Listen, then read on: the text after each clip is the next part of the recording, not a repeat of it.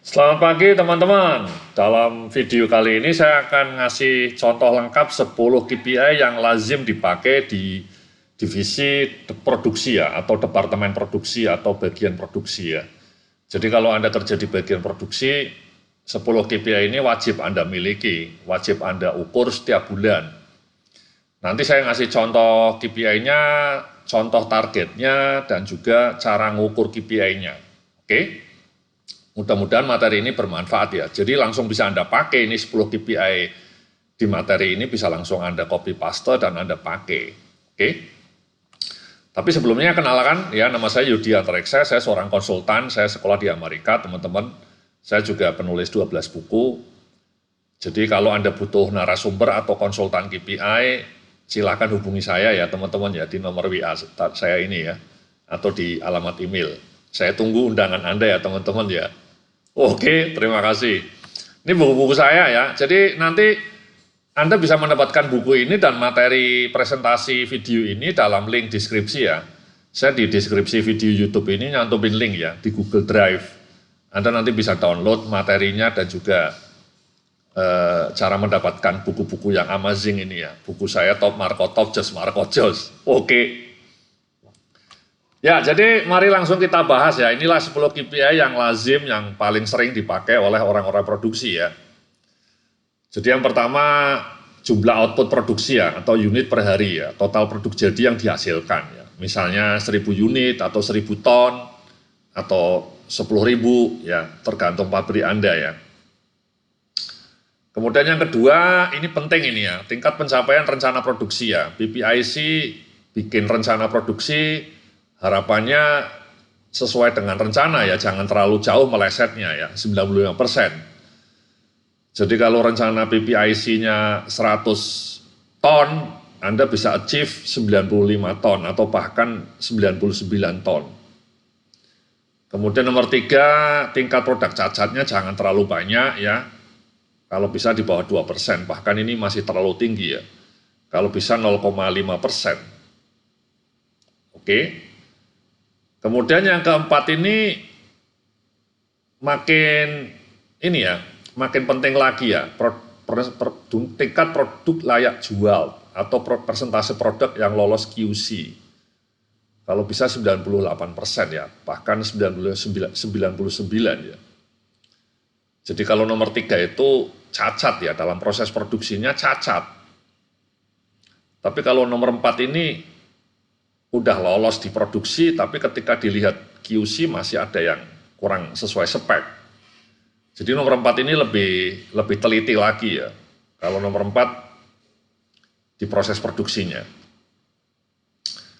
Kemudian nomor 5, efisiensi penggunaan bahan baku ya. Jadi kalau bisa sesuai dengan standar ya, jangan meleset terlalu jauh ya, 100% idealnya. Kemudian nomor 6 ini bagian maintenance ya, jangan terlalu sering waktu henti mesin downtime-nya ya, kalau bisa maksimal 20 jam per bulan. Jangan sampai 30 jam. Tingkat utilisasi mesin ini penting juga, berapa persen mesinmu beroperasi setiap bulannya. Kalau bisa minimal 85 ya, syukur-syukur 100%. Kemudian ini nomor 8 ini bisa dihitung ya, produktivitas tenaga kerja ya. Jadi output rata-rata per pegawai. Misalnya Anda punya 50 karyawan, kemudian dari 50 karyawan itu bisa menghasilkan 5.000 unit, tinggal dibagi ya, 5.000 dibagi jumlah tenaga kerja produksi, 5.000 dibagi 50 karyawan misalnya, dapatlah 100. Ini penting ya, nomor 8 ya. Kemudian cycle time ya, waktu produksi ya, waktu siklus produksi ya, waktu yang dibutuhkan untuk menghasilkan 1 unit. Ini tergantung mesinnya ya, tergantung produk yang Anda produksi ya. Kalau produksinya sudah otomatis, sudah sangat bagus, bisa 5 menit per unit misalnya ya. Atau mungkin kalau produknya kompleks ya, bisa 1 jam per unit. Tapi nomor 9 ini mencoba mengukur waktu Anda ya, kecepatan Anda, ketepatan waktu untuk mendesain sebuah produk, memproduksi sebuah produk ya. Dan yang terakhir tingkat kecelakaan kerja ya. Jadi zero accident kalau bisa. Oke. KPI lain yang sering dipakai ya, misalnya jumlah lembur ya. Jangan terlalu banyak lembur di bagian produksi. Kemudian juga waste, ya, jangan terlalu banyak waste-nya. Waste itu tergantung nomor 5 ya.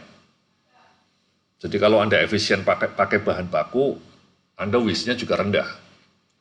Jadi inilah teman-teman ya 10 KPI yang paling sering dipakai ya. Silahkan Anda pakai yang paling relevan dengan Anda.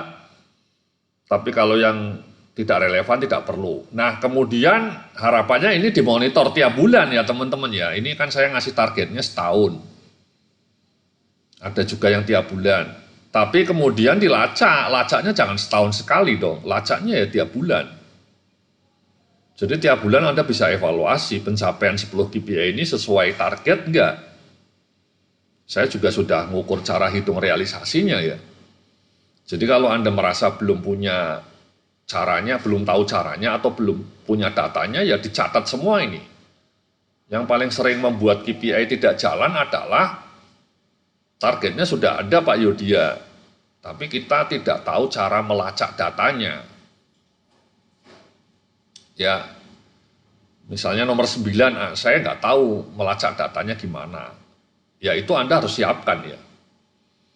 Jadi kalau nomor 1, nomor 2, nomor 3, nomor 4 itu wajib dicatat ya tiap bulan ya. Nomor 5, nomor 6 itu direkap. Nomor 7 direkap oleh PPIC atau oleh orang QC ya, semuanya ya direkap. Nomor 10 direkap oleh orang HSE. Jadi rekap data tiap bulannya ada teman-teman ya, sehingga Anda bisa mengukur KPI ini tiap bulan dipantau, sehingga Anda tahu trennya positif atau negatif. Oke? Jadi sekali lagi mohon ini di-copy, kemudian Anda siapkan data bulanannya, sehingga Anda akhir tahun bisa melacak datanya dengan lengkap. Dari situlah kinerja Anda menjadi top Marco top, Jos Marco Jos. Oke. Terima kasih teman-teman. Ya sekali lagi mudah-mudahan bermanfaat. Salam sukses. Penuh kemuliaan.